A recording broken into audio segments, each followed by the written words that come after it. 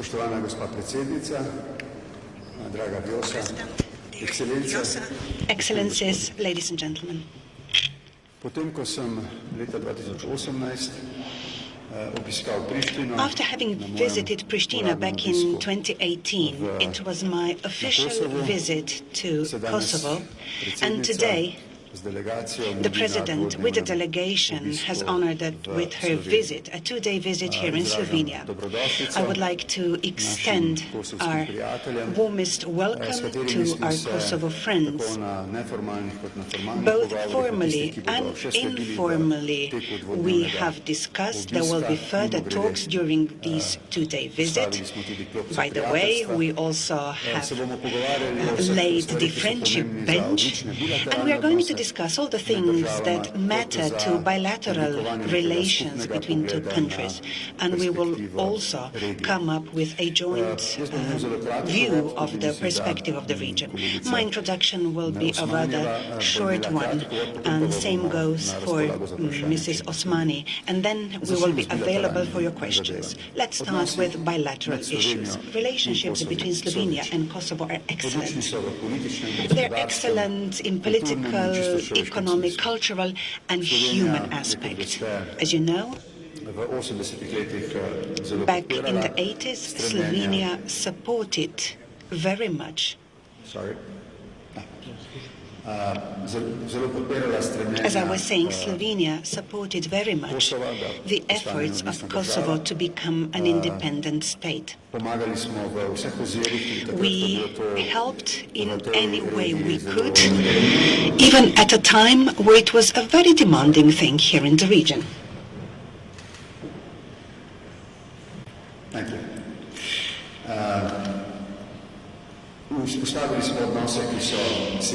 We now have marvelous relationships, and this is how we want to continue with the President.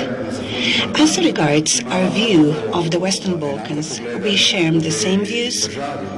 Both states, both governments have the same views. A peaceful, secure perspective for the region is in European and Euro-Atlantic integrations.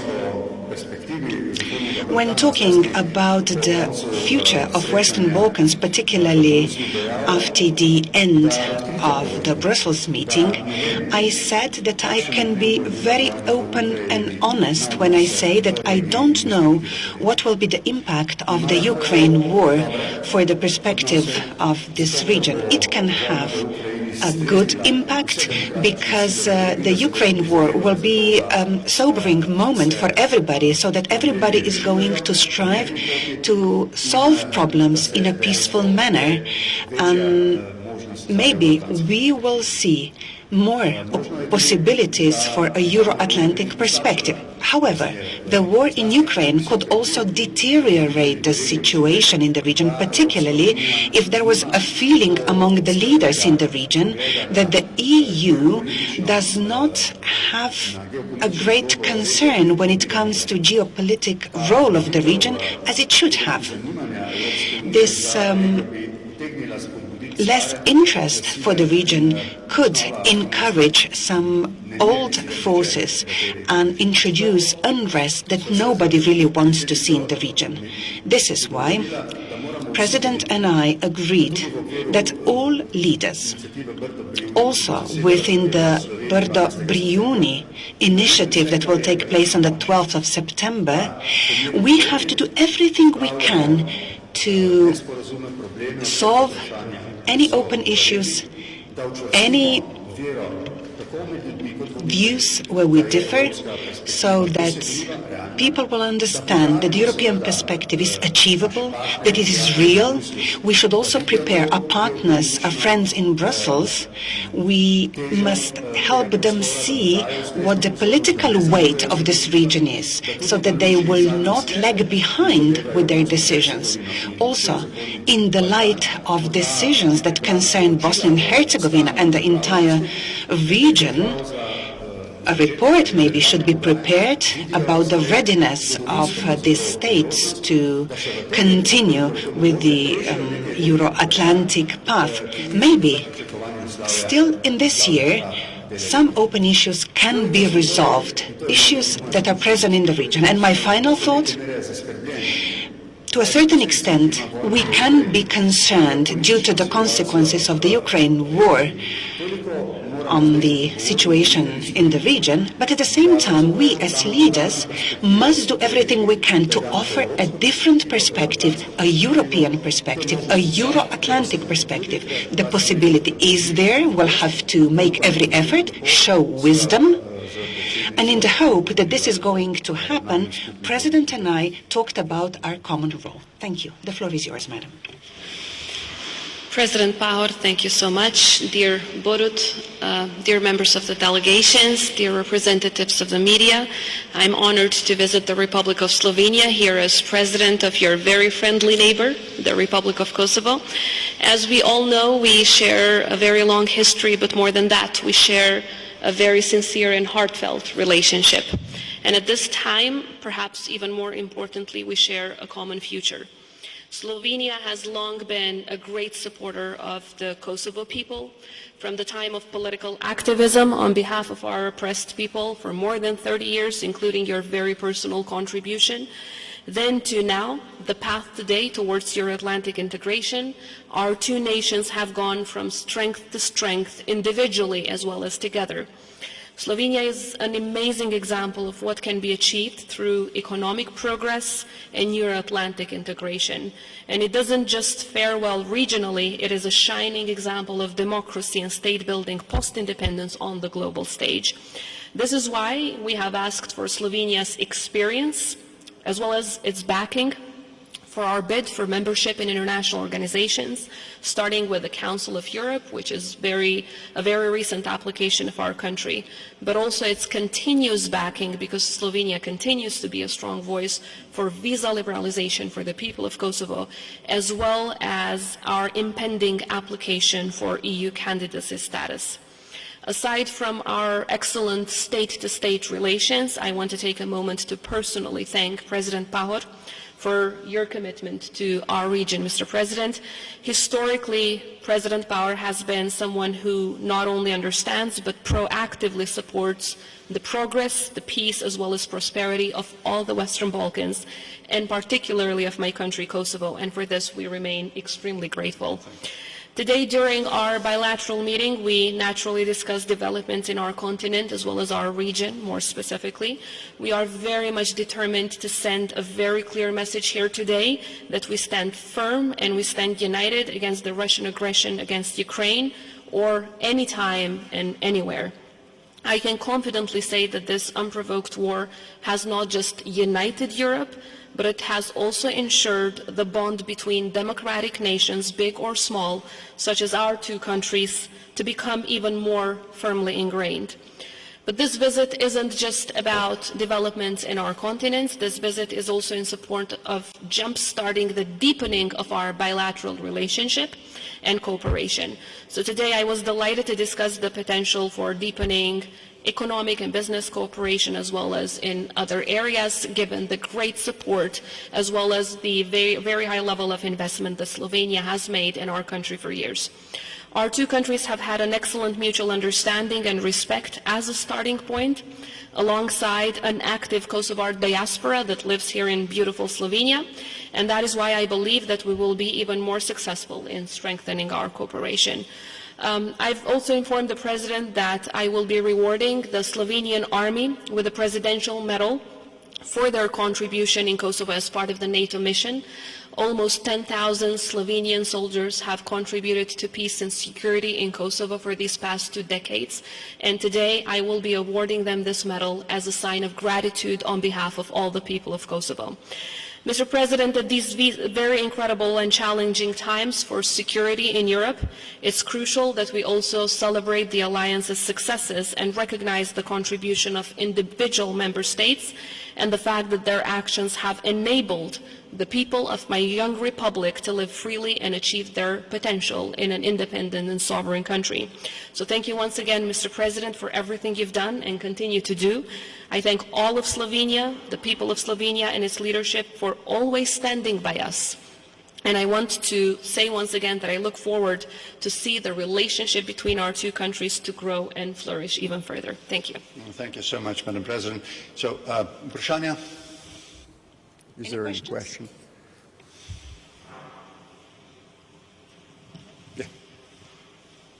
Jam Venera Gjogjaj për RTK-s. Presidente, përmendet bashkëpunimin e mirë ndërmjet dy vendeve. Sa keni marrë mbështetjen sot për drejt rrugtimit që do ta bëjë Kosova, keni përmendur në fund të vitit për aplikimin për antarësim në organizata të ndryshme ndërkombëtare. Ndërkaq për presidentin, cili do të jetë bashkëpunimi konkret në fushën e ekonomisë, sepse edhe kjo është theksuar se të dy vendet qëndrojnë mirë në bashkëpunimin në fushën e ekonomisë. Faleminderit. I think we should have a transition. Gospod predsednik, zanima me, kakšno podporo ste v nadaljevanju nudili Kosovo, tako v gospodarskem, tudi pri podpori njeni integraciji in liberalizaciji in zbliževanju Evropski zvezi. Tako kot do sedaj, ali so ta poglabljena vaša prizadevanja, vaše države še dodatno podkrepljena in dodatno se boste pri tem prizadevali, da čim prej pristopimo k omenjenim zvezam? Evropska unija je utemeljena na spravi, demokraciji, vladavini prava in vseh ostalih vrednotah od medijske svobode do sožitja naprej. Vrata so odprta državam, ki so sposobne uveljaviti te vrednosti in vrednote. Tudi Kosovo, tako kot vse ostale države, bodo morale po zahtevnem postopku pogajanj uveljaviti ta pričakovanja, če želi Kosovo vstopiti v Evropsko unijo. Slovenija si prizadeva, da bi Kosovo v domači politiki bilo čim prej in čim bolj uspešno pri uveljavitvi teh temeljnih vrednot.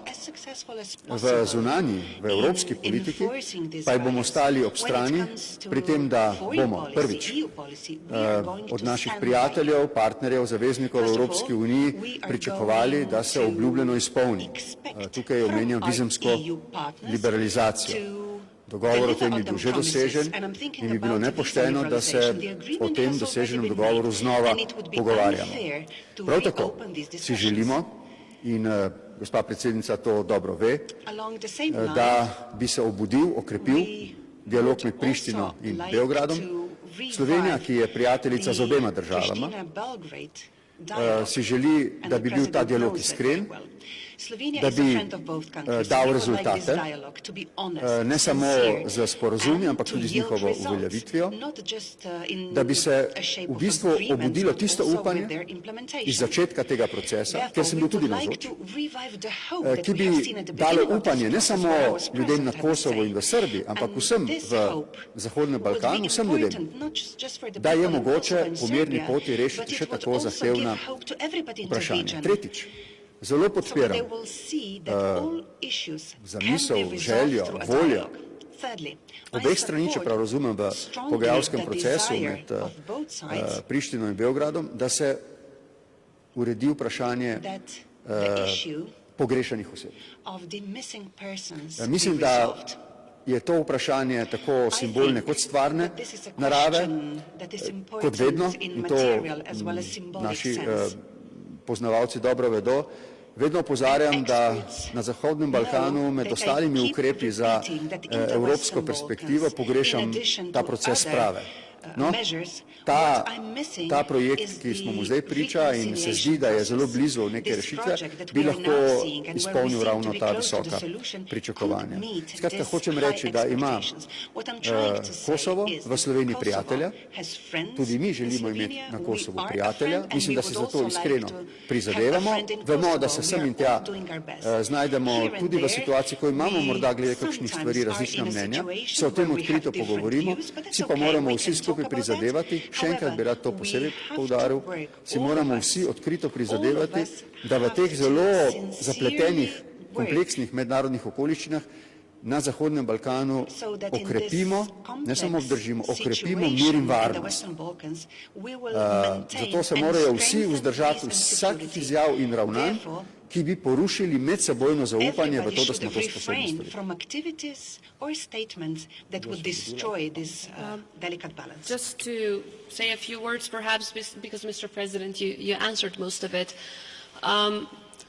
I think the answer is also on how Slovenia has acted before, and that is in full support of Kosovo. In every single membership bid that we've had since 2008, Slovenia has not only voted in favor, but also has supported us along the process. So obviously now, Slovenia is one of the strongest voices within the European Union when it comes to visa liberalization for Kosovo, but also, I would say, in a larger sense, when it comes to the integration and enlargement of the EU towards the Western Balkans, which is of a strategic importance and interest for the entire European Union, because a Europe whole, free, and at peace will never be a Europe whole, free, and at peace without the Western Balkans. So I want to only express my sincere gratitude to President Pahor, to the government of Slovenia, and to everyone from this country that has continuously supported us, and for your willingness to continue that support for our membership bid in all international organizations where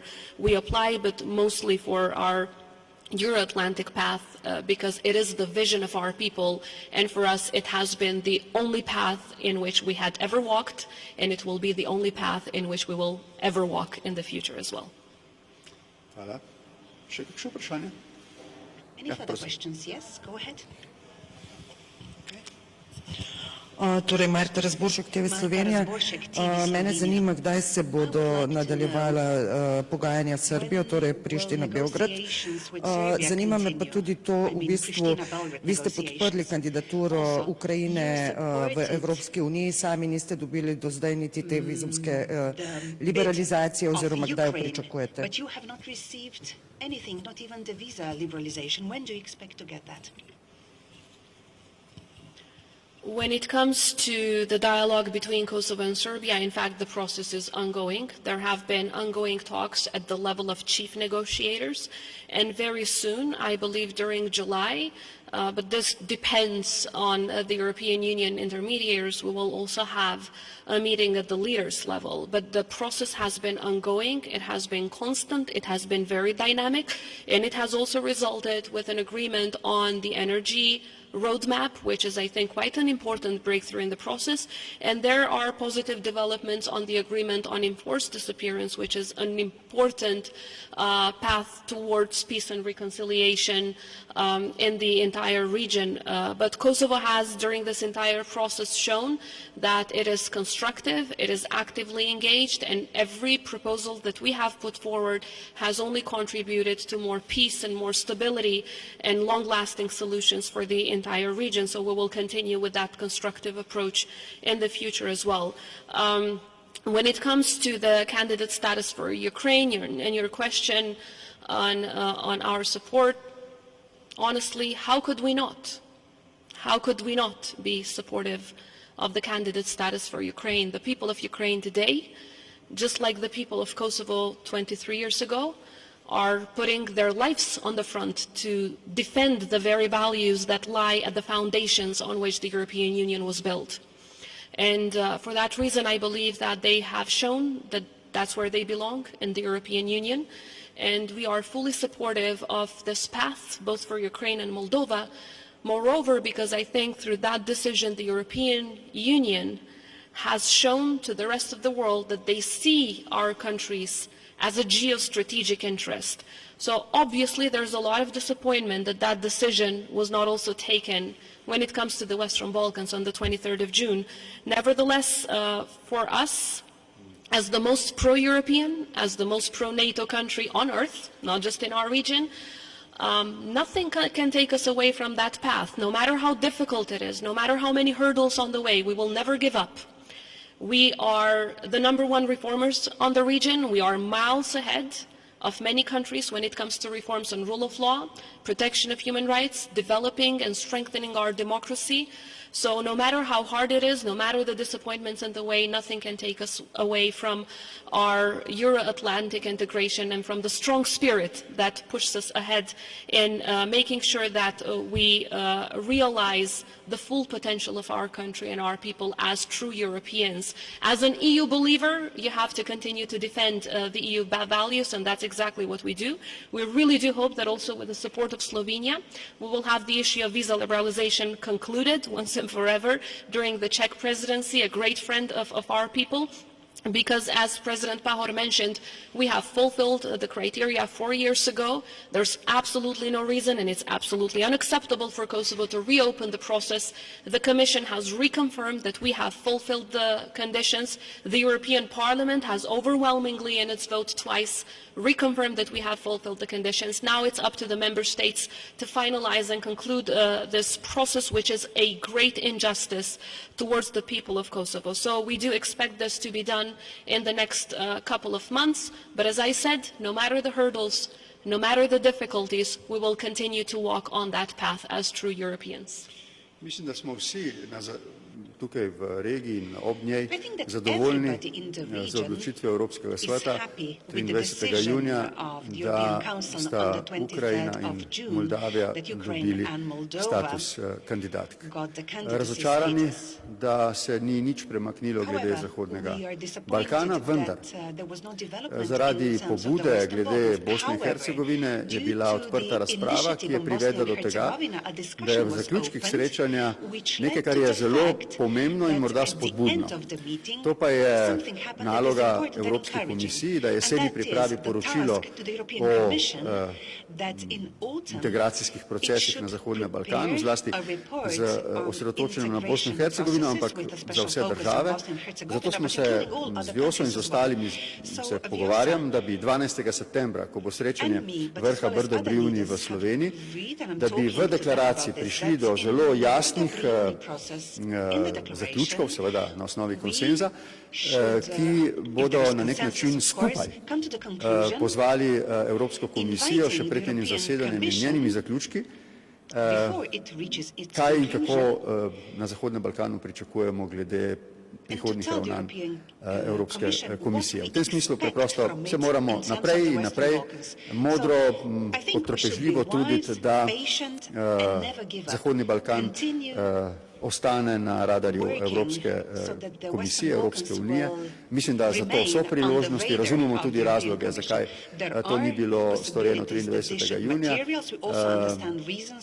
Moram pa na koncu, če smem s tem zaključiti, vendarle reči še enkrat to, kar vedno verjamem, če in koliko bodo voditelji na Zahodnem Balkanu znali sami reševati nekatere dvostranske in multilateralne probleme, toliko bolj bo ta prostor atraktiven tudi za Evropsko unijo. Če kakšno vprašanje? Ne? Hvala.